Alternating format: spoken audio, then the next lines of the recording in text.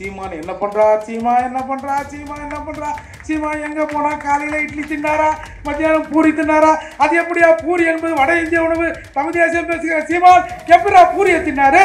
அது ஒரு மலம் என்று எங்களுக்கு தெரியும். அந்த மலத்தை நோண்டக்கூடாது என்று எங்களுக்கு தெரியும். அந்த மலத்தை மிக்சியில போட்டு மோரை ஊற்றி அடிச்சு நீங்க தானே கொடுக்குறீங்க. நாங்க எந்த காலத்திலும் ஈவே ராமசாமியை போய் அந்த செத்த பிணத்தை தோண்டி திரும்ப ரீபோஸ்ட்மார்ட்டம் பண்ணி அது எப்படி செத்துது, ஏதா செத்துது என்ற கவலை எங்களுக்கு இல்லை. இவங்க என்னவோ திராவிடம்னு சொல்லி சொல்லி சொல்லி திருட்டு பயிர்க மாதிரி எங்களை பார்த்து ஏன்டா நீங்க திருடுன்றீங்க, எங்களை பார்த்து திருடுன்றீங்க, வேற யாரை தான் பார்த்து சொல்றது?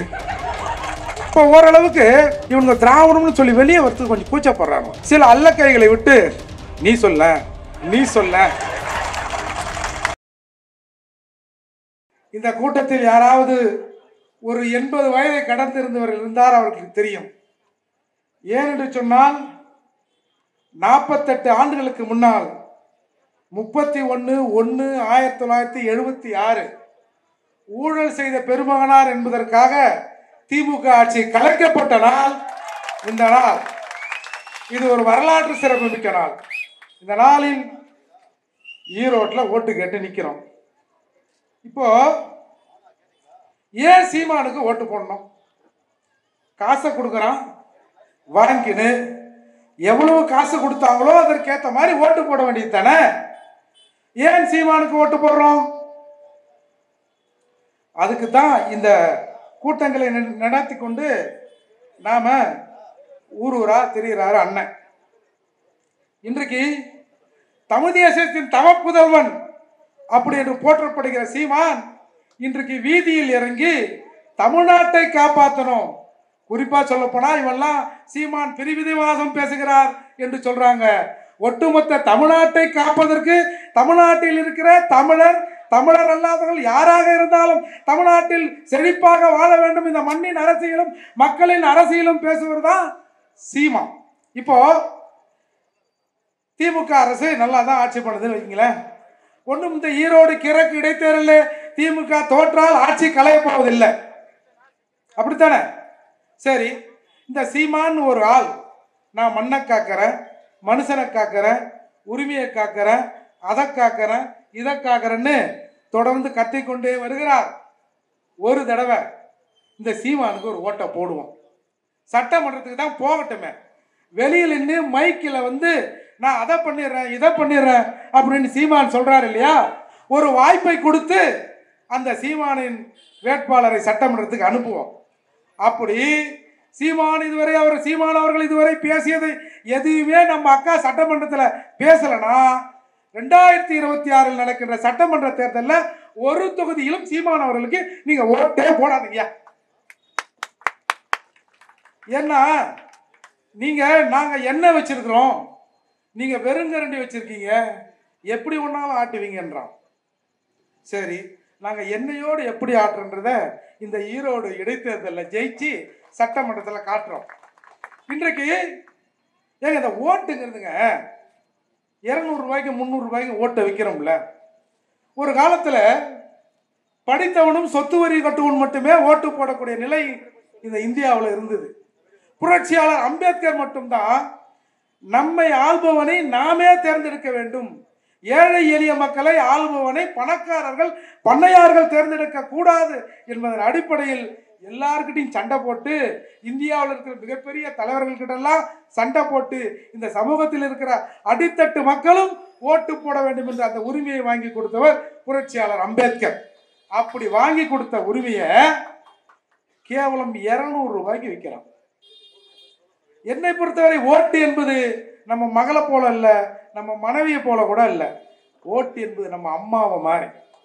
ஒரு பெத்த தாய கண்டவனுக்கு ஒரு 200க்கும் 300க்கும் விற்கிற நிலையில தமிழர் மக்கள் இருப்பதால் தான் ஏன் பொங்கலுக்கு காசு தரல.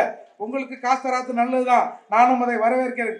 ஏன்னு சொன்னால் தமிழோட பண்டிகை, அது முதன்மையான பண்டிகையா. இந்த பண்டிகைக்கு நான் போய் ஒருத்தங்கிட்ட பிச்சை எடுக்கிறேன், என் வீட்டில் பொங்கல் வைக்கணும், வெள்ளத்தை கொடு, சர்க்கரையை கொடு, கரும்பை கொடுன்னு.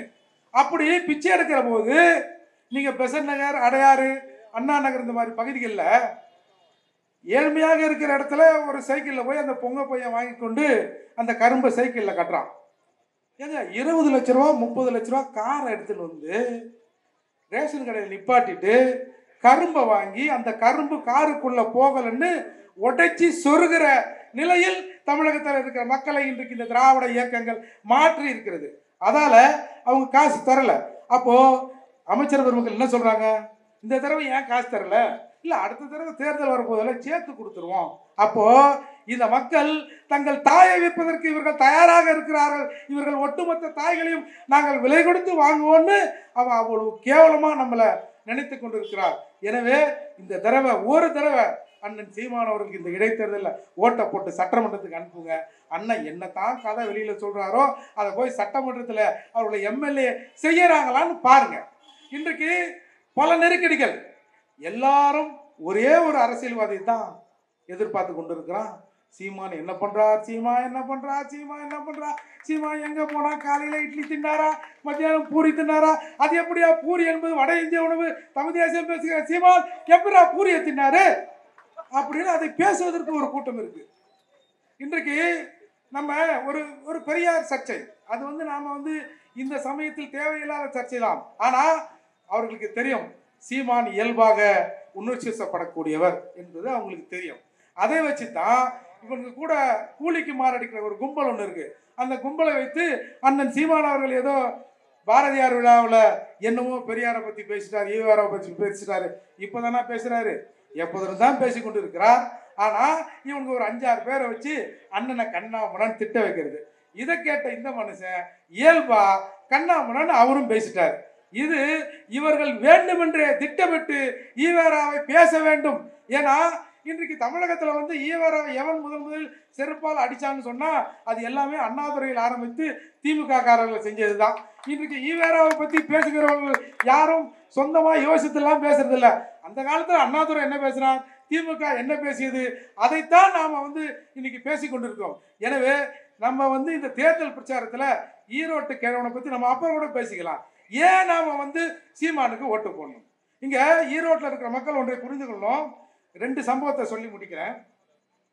ஜூலை 2022 கோபிச்செட்டிப்பாளையம் அருகே இருக்கிற வெள்ளாளப்பாளையத்தில் ஒடிசா மற்றும் ஜார்க்கண்டை சேர்ந்த ஒரு 100 பேர் எங்கிருந்தோ வந்தவன் தமிழ்நாட்டுக்காரனை விரட்டி அடிச்சதை பார்த்தீங்களா இல்லையா? இங்க இருக்கிற ஈரோடு பெருந்துறை சிப்காட்ல கிட்டத்தட்ட 70,000 பேர் வட இந்தியர்கள் இங்க வேலை செய்யறான். இந்த 70,000 பேர் வேலை செய்யறது பிரச்சனை இல்லை. 70,000 பேர் தமிழகத்தில் இருக்கிற ஈரோட்டில் இருக்கிற இந்த மண்ணின் மைந்தர்கள் யாராக இருக்கட்டும் அவனோட வேலையை பறித்திருக்கிறான் என்பதை உணர வேண்டும். அதை உணர்த்துகிறவர் தான் சீமான். நீங்க ஏதோ நாம வந்து தமிழனை பிரிக்க போறோம், மற்றவங்களாம் திரட்ட போறோம் அப்படி இனவாதம் பேசுகிறார். எப்படி சாதியவாதம் ஆணவ படுகொலைக்கு இட்டு செல்கிறதோ அதே மாதிரி இனவாதம் பேசுவது இங்கே ஒரு பேரழிவை ஏற்படுத்துன்றான். தமிழர்கள்லாம் உண்மையிலே அந்த உணர்வோடு இருந்திருந்தா இன்றைக்கு சீமான் என்ற ஒரு நபர் கத்த வேண்டிய அவசியமே இல்லைடா. எரும மாடு கூட கொஞ்சம் உரைக்கும். ஆனா தமிழருக்கு அது இல்லை. வெளிப்படையாக அதை நாம ஒத்துக்கிட்டு தான் ஆகணும். இல்லைன்னா இவ்வளவு சிரமமே இருக்காது. தமிழருக்கு எதிராக எவனாவது பேசினால் அங்க இருக்கிற தமிழன் அந்த இடத்திலிருந்து செருப்பை எடுத்து அடிப்பான்.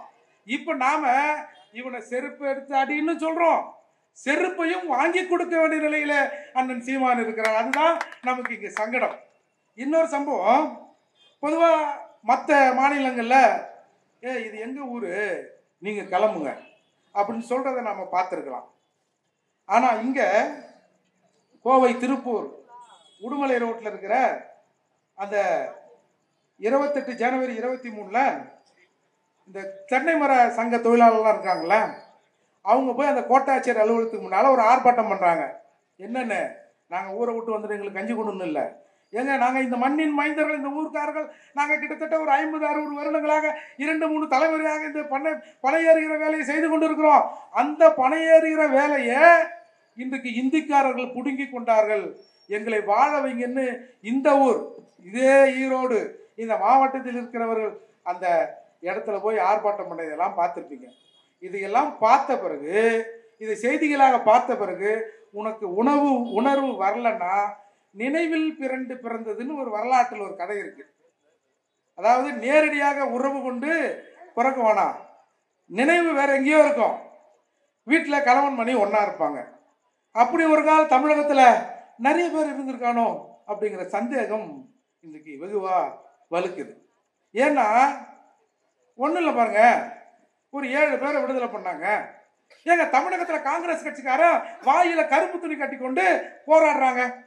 இதே கர்நாடகாவில் அந்த கன்னட மக்களுக்கு எதிராக, கன்னட மக்களுக்கு ஆதரவாக இருந்த எவனையாவது விடுதலை செய்தால் அப்படி கர்நாடகாவில் கட்சி நடத்த முடியுமா?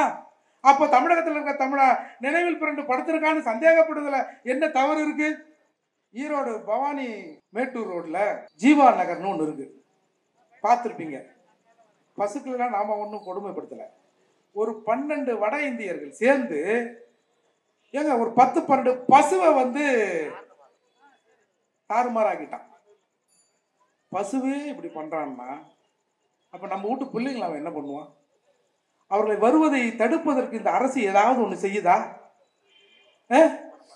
ஒரு நூற்பாளையில, கோபிச்செட்டிப்பாளையத்தில் அங்க இருக்கிற நூற்றுக்கணக்கான வட இந்திய தொழிலாளர்கள்லாம் சேர்ந்து இந்த மண்ணின் மைந்தர்களை தமிழ்நாட்டுக்காரனை, ஈரோட்டுக்காரனை வேலையில் எடுக்காதுன்னு போராட்டம் பண்றான்.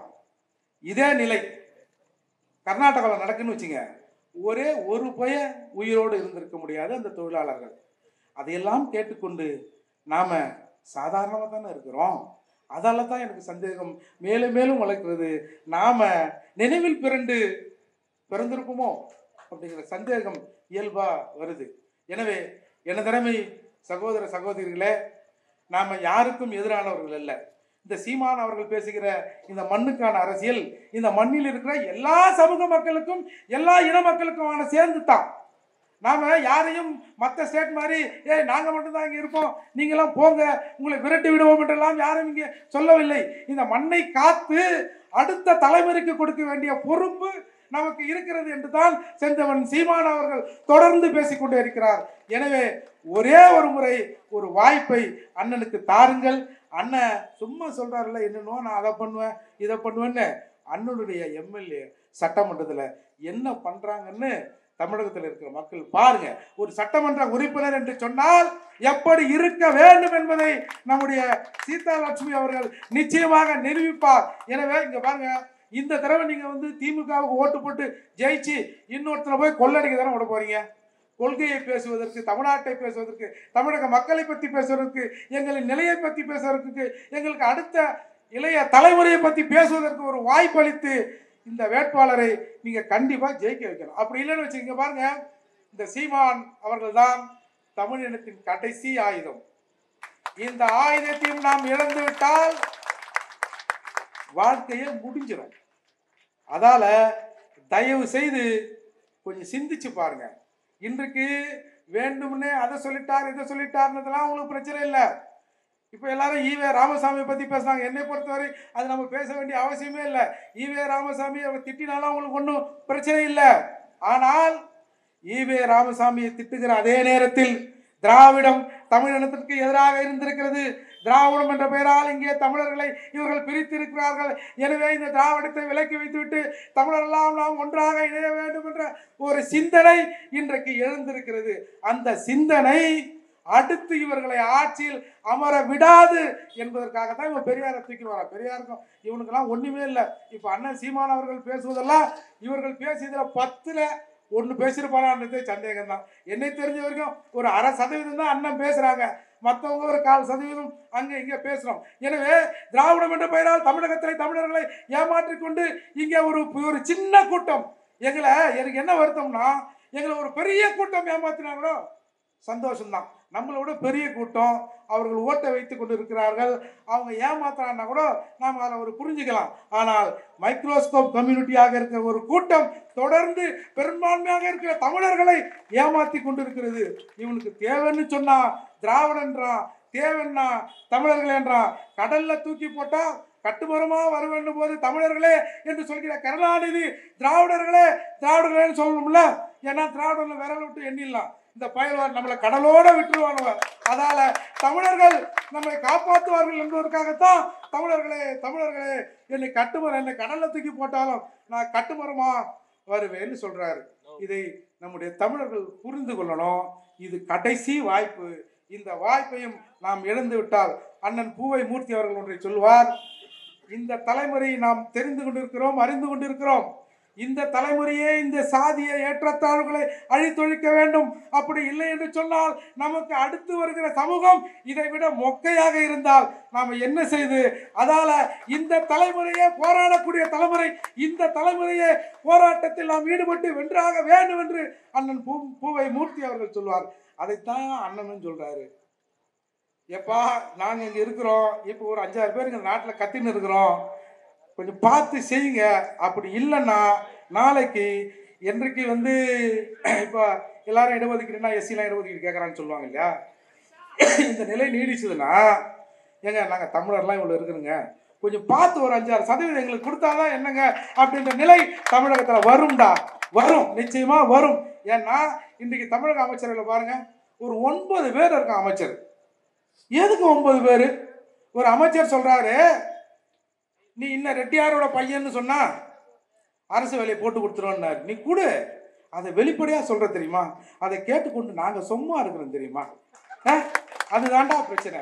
இங்கே யாரும் உங்களை வாழ வேணான்னு சொல்லலை, அண்ணன் சொல்கிற மாதிரி எங்களை ஆளாதீங்கடா, உங்களை சேர்த்து நாங்கள் ஆள்றோம், எங்கள் ஆட்சியில் ஏதாவது குறை இருந்தால் நேரடியாக உங்களுக்கு உரிமை இருக்கிறது அண்ணன் சொல்வதற்கு, ஆட்சியாளர்கள் சொல்வதற்கு.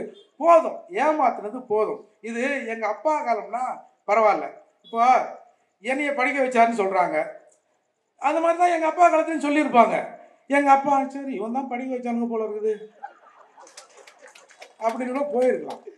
நான் சொல்லுவேன், சரி என்னைய படிக்க வச்ச, எங்கள் அப்பா தனப்பால நீ படிக்க வச்ச, அவங்க அப்பா நடேசனை யார் படிக்க வச்சா, அவங்க அப்பா போரூர் அண்ணன் யார் படிக்க வச்சா, என் குடும்பத்தில் நான் எனக்கு தெரிஞ்சு நான் 4வது தலைமுறை படித்திருக்கிறேன்.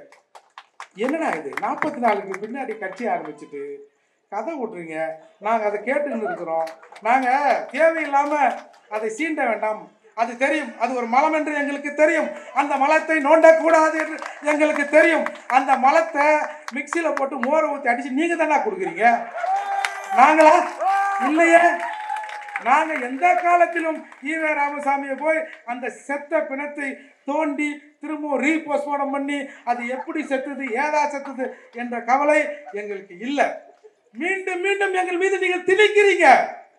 நாங்கள் எங்கள் அப்பா திராவிடன்னு சொன்னால் போனார், அவங்க தாத்தா கூட கொஞ்சம் இறுதி காலத்தில் போயிருக்கலாம். ஆனால் நாங்கள் எப்பா எங்களை திராவிடன்னு சொல்லாதீங்கப்பா, எங்களுக்கு தமிழன்ற ஒரு அடையாளம் இருக்குது, அந்த அடையாளத்தோடு நாங்கள் வாழ்கிறோம் என்று சொல்கிறோம் பத்தியா, அதுதான்டா சீமானின் அரசியல். நான் அடிக்கடி சொல்லுவேன், சீமான் அரசியல். அண்ணன் இன்னைக்கு பேசுறாரு, அண்ணன் எதிரில் தான் இருக்காரு, அண்ணன் கூட கொஞ்சம் நாளைக்கு மாற்றி பேசினாரு கூட வச்சுங்க.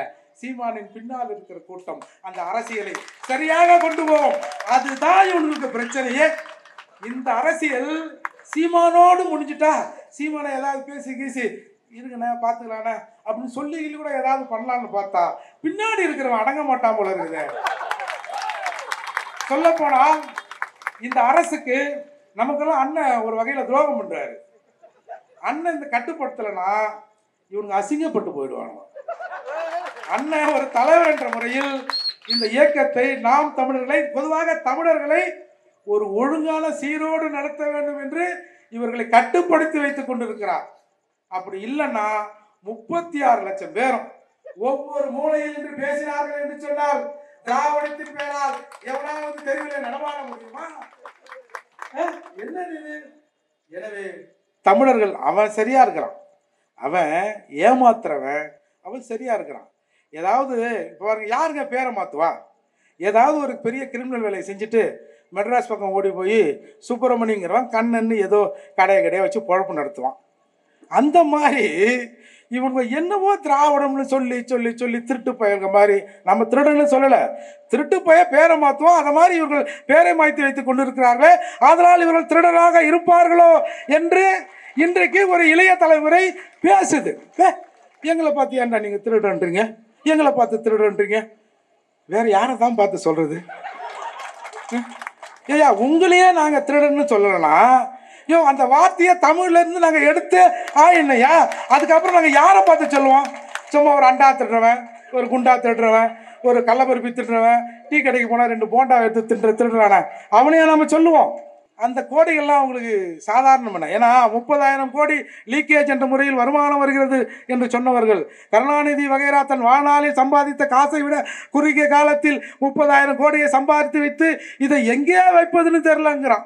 ஏங்க ஒரு 50 ரூபாய் எங்கன்னா வச்சிட்டோம்னா ஐயோ எங்கே வச்சோமோ தெரியலையே, எங்கே வச்சோமோ தெரியலையே, எங்கே வச்சோமோ தெரியலையே, எங்கே வச்சோமோ தெரியலையே அப்படின்ட்டு அழுது கொண்டு இருக்கிற இந்த சமூகத்தில் 30,000 கோடியாம்.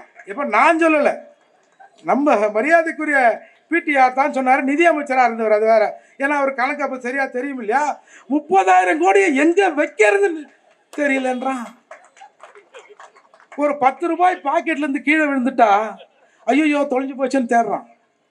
பிள்ளைக்கு ஒரு பிஸ்கட் வாங்கி கொடுத்துருக்கலாமே அப்படின்ற சமூகம் இன்றைக்கு தமிழகத்தில் இருந்து கொண்டு இருக்கிற போது 300 கோடின்றான், 4 கோடி வாட்சிங்கிறான், 5 கோடி வாட்சிங்கிறான். ஏன்னா 5 கோடி வாட்சினா ரிவர்ஸ்லேயே காட்ட போகுது. இல்லை வாட்சே டைம் என்னண்ணா, அண்ணா இந்த டைம்ண்ணா நல்ல டைம் தானே அப்படியா சொல்ல போகுது. அப்போ இவர்கள் இந்த மக்களின் ஏழ்மையை பயன்படுத்தி கொண்டு எப்படி வாழ்ந்து கொடுத்துருக்கிறான், நாம் எப்படி அதற்கு அடிபணிஞ்சிருக்கிறோம், எதை வச்சு இந்த 200 மானங்கட்ட 200 300 முன்னாலாம் மானங்கட்ட மானிட்டர்னு ஒன்று சொல்லுவாங்க, அதுதான் இருக்கிறத விலை கம்மின்னு 150 ரூபா. இப்போ ஏதோ ஸ்டாரு அது இது வீரன் பாருங்க, தமிழனை மொக்கையாக்குறதுக்கு இவன் விட்றான் பாருங்க சரக்கு பேர வீரன்னு. இன்னைக்கு அண்மையில் இப்போ ஒரு 10 நாட்களுக்கு முன்னால் ஒரு சர்வே இந்திய அளவில் வெளியிடப்பட்டது. தமிழகத்தில் இருக்கிற புள்ள பெற்றுக்கிற விகிதம் இருக்குல்ல, பிறப்பு விகிதம் 11% குறைந்திருக்கிறது. பார்த்துக்க எத்தனை சதவீதம்? 11% தமிழர்கள் பெட்டையாகி இருக்கிறார்கள். இது என்ன குழந்தை பெற்றுக்கிற, இது பெட்டையாகி மொக்கையாகி இருக்கான். இந்த நிலை இப்படியே நீடித்தால் இந்த 11 22 ஆகும், 32 ஆகும், 42 ஆகும். அப்புறம் சிறுபான்மை தமிழர்களுக்கு இடஒதுக்கீடு வேண்டும் என்று ஒரு போராட்டத்தை முன்னெடுக்க இருக்கிறோம். எங்காவது எந்த ஊரிலாவது தமிழர்கள் இருந்தால் உடனடியாக இந்த எண்ணுக்கு தொடர்பு கொள்ளுங்கள். குறைந்தபட்சம் ஒரு 50-100 பேராவது போய் ஆர்ப்பாட்டத்தில் போராட்டத்தில் நிற்கணும்ன்ற நிலை தமிழகத்துக்கு வந்துவிடும். எனவே தமிழர்கள் இந்த திராவிடத்தை அழித்தொழிக்காமல் தமிழனுக்கு வாழ்வே கிடையாதுயா. எவனெல்லாம் திராவிடம் இப்போ ஓரளவுக்கு இவங்க திராவிடம்னு சொல்லி வெளியே வரத்துக்கு கொஞ்சம் கூச்சப்படுறாங்க. அதனால தான் சில அல்லக்கைகளை விட்டு நீ சொல்ல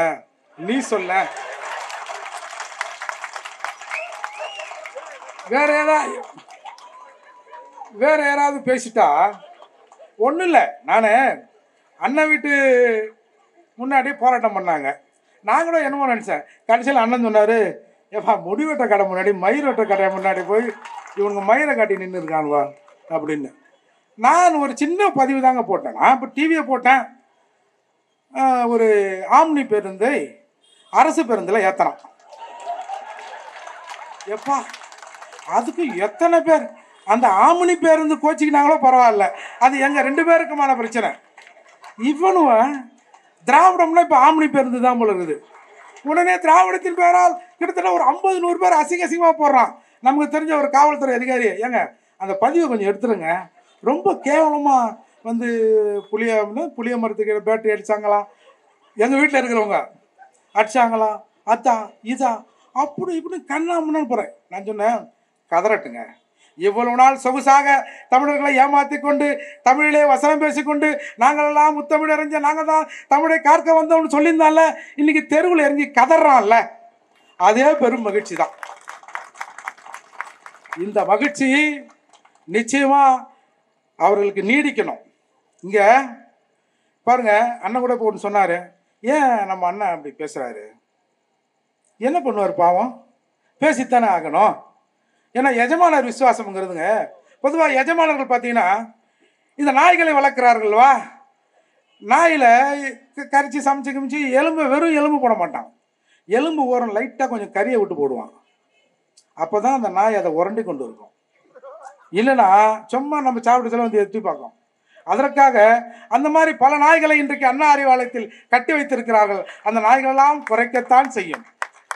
இவங்களே சொல்கிறாங்க, திராவிடம்னா ஒன்றும் இல்லை, அது ரேஸ் இல்லை, இனம் இல்லை, ஆள் இல்லை, வேர் இல்லை, மண் இல்லை அப்படின்னு சொல்லிட்டு திராவிடத்தை அழிக்க நாங்கள் விட மாட்டோம்.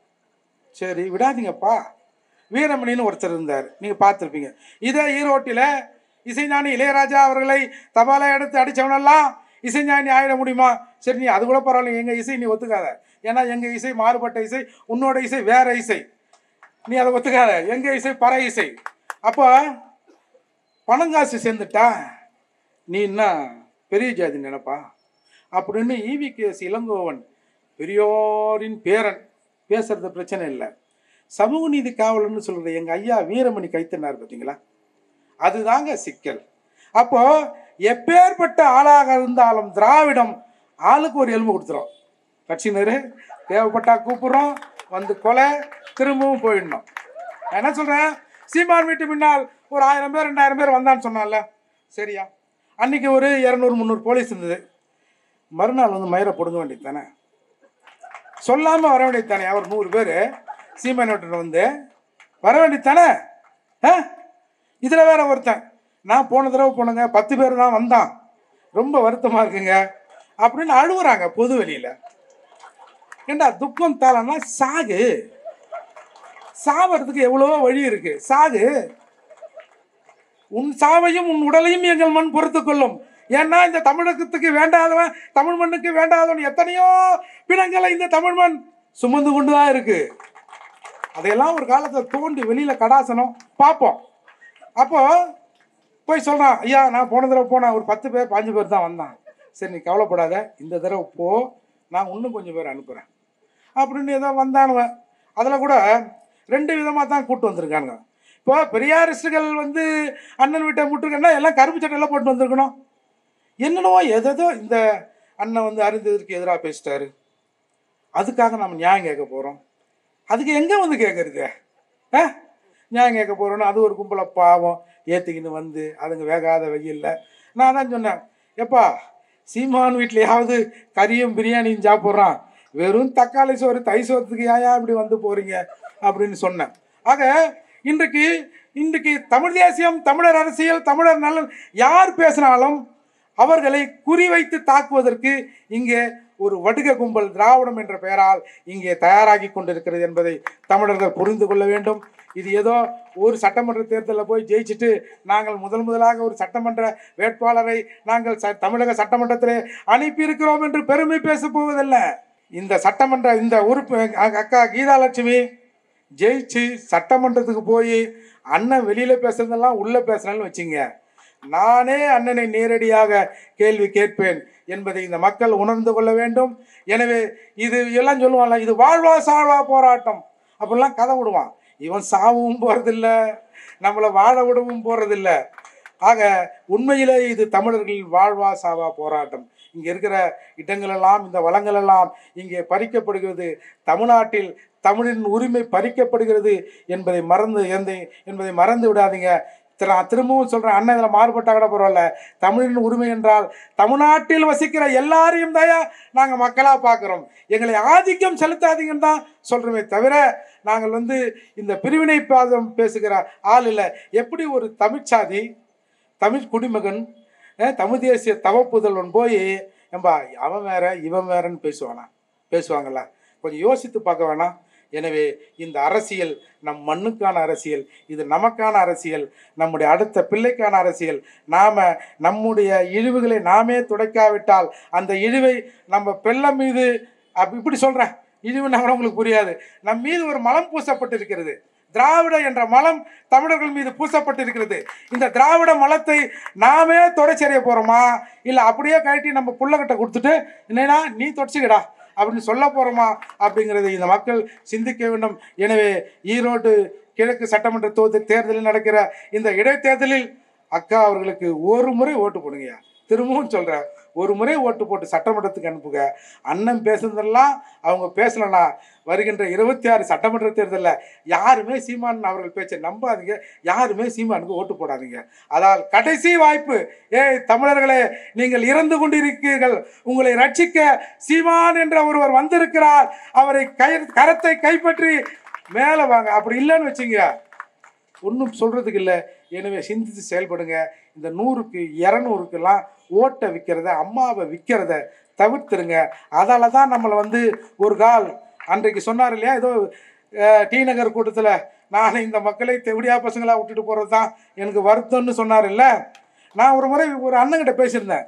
காங்கிரஸ் கட்சி அந்த காலத்தில் 2 ரூபா கொடுத்தானா ஓட்டு போடுறதுக்கு. எனக்கு ஆச்சரியமாச்சு. இல்லைண்ணே ஓட்டுலாம் நாங்கள் இப்போ தானே அதை விற்கிறதுக்கு கற்றுக்கணுமே அப்படின்னு நாங்கள் நினச்சோம்னா, இல்லைல்லப்பா, காங்கிரஸ் அந்த காலத்திலேயே இந்திரா காந்தி அம்மையார் இருந்தபோதே ஓட்டுக்கு 2 ரூபா கொடுப்பாங்க அப்படின்னு சொன்னார். அப்போ ரொம்ப நாள் உங்களை பழக்கப்படுத்தி வச்சுட்டாங்க. இப்போ சீமான் அண்ணன் வந்து வாயானா ஏஞ்சிக்க மாட்டீங்க. அதெல்லாம் தயவு செய்து சீமான் அவர்களை பேச்சை கேளுங்க. ஆண்ட்ராய்டு ஃபோன் வந்திருக்குது. அண்ணன் பேசினா அதில் போய் உண்மையிலே அண்ணன் இதைத்தான் பேசுறது உண்மையான்னு தேடி பாருங்க. தேடி பார்த்து சீமான் அவர்களின் பின்னால் காலத்தின் கட்டாயம் தமிழகத்திலே இருக்கிற தமிழர்கள் மட்டுமல்ல ஒட்டுமொத்த மக்களும் சீமான் பின்னால் அணிதிரண்டால்தான் தமிழகம் காக்கப்படும். அப்படி இல்லைன்னு சொன்னா எந்த இன்னொரு அவதாரம் வரும்லாம் நினைக்காதீங்க. பிரபாகரன் எப்படி ஒரு அவதாரம், அந்த அவதாரம் எதை நிரூபிக்க இந்த லோகத்தில் படைக்கப்பட்டதோ, இந்த உலகத்தில் படைக்கப்பட்டதோ, அதை நிறுவாமல் அது போகாது என்று சொன்னார்கள். அதை போல சீமான் ஒரு அவதாரம்.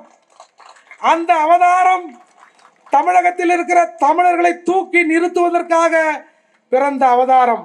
அதை செய்து முடிக்காமல் அந்த அவதாரம் இந்த மண்ணை விட்டு மறையாது.